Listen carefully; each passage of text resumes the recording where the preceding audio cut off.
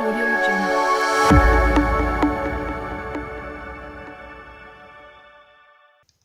As you're looking back here, it's been a pretty fast journey for you.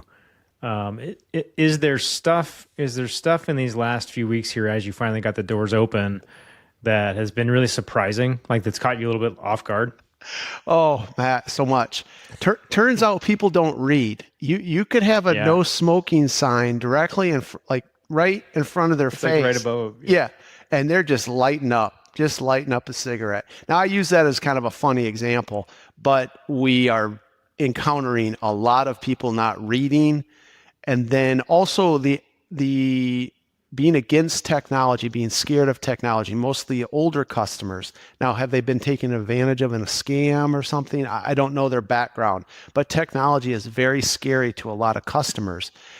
By the end of me working with them and helping them, they're grateful. They think it's a great system. They're happy, right? But that barrier to entry to get them in, I was surprised at how the aversion to technology was. That really surprised me. That definitely did. Somewhere along the way, I think it was when you were pouring concrete, you sent me a photo that was the aftermath of a pretty remarkable story. Can you share that story with listeners? Sure. So this goes into not reading signs, and my builder still Yeah. talks to me about it. I took out an entire front shrubbery area that was ugly, and I made parking spots at our front door. So our customers have load and unload. It's fantastic. We've improved the parking situation and the lighting. We took out this whole shrubbery. We were laying cement for parking spots. There was yellow tape around. There was construction signs. There was a crew, and there was a cement truck.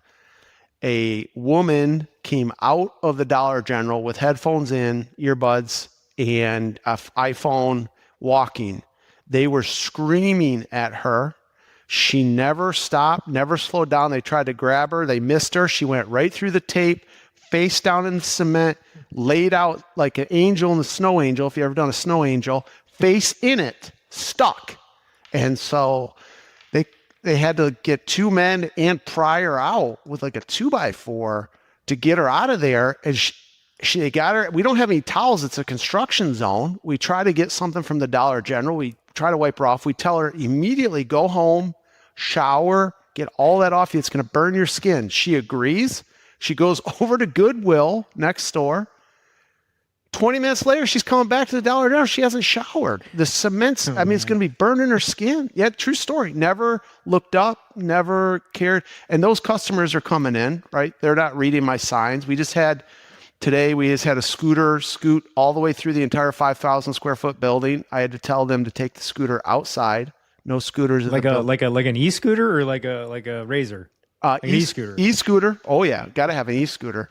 As we speak, there's a customer out there. I can see them. They're doing their laundry. Just last week, they came in with no shoes on. I told them they had to wear shoes. They wrote a 2-star review, and let me have it on the review for making them wear shoes. But they still do laundry here. So but they wear shoes. They wear shoes now, and so these are things you got to deal with. Things I didn't expect. Having to trespass people. I've had to do that. Shirtless people. Somebody brought a propane tank in. I don't know why. Homeless people that try and sleep in the bathrooms. Maybe they get a card and then they try and go. We're watching that all the time with the cameras. So people staying past closing. That's been shocking. And we also have a sign that the door locks at 9 p.m. every night, like from the outside. You're locked in. You can leave, but you can't get in. They go right out. They try to get right back in. They don't read the sign. So we're dealing with that, letting them in remotely. Overloading washers. I know every, laundromat owner is dealing with that. So yeah, these are just things. A lot of those I didn't expect. Some of them I did, but it's been a really great learning experience for servant leadership. You are serving the public, and, we have plenty of police come out and do different things with us and help us, and they're on our side. So that's good. That's what we've been approaching and trying to limit the disruptions. Okay, so that's a little bit of like what's been surprising or what's been a little bit unexpected. What is there anything? And maybe the answer is no. There's nothing that's gone exactly as I thought it would. But is there anything that's kind of like you find comfort in knowing that it's going how you thought it would or how you expected it might? So I'll start with how it didn't expect, and then now it's going well. We All right. flooded twice, and not just a little flood. The entire building, 6 inches deep. The bulkheads were the wrong size. They were ordered wrong, and they were delivered wrong, and it created pressure on the back of the washers. It's a long story. So when those go, it's water now, like it's coming, and it flooded everything on Memorial Day. I was here on Memorial Day. We weren't even open. That whole story of how I found out we were flooded was a passerby that wanted to work here called me and said, "Hey, your store looks great, but it's flooded." That's how I found out about that on Memorial Day. So that happened twice. Now it works as expected. I control the water through my phone, spending some money there. Every night it shuts off half hour after closing. It turns back on a half hour before opening, and we have shut-off valves at every bulkhead. So you need to have shut-off valves at every bulkhead. We didn't have that, and we have remote control of the water through my phone.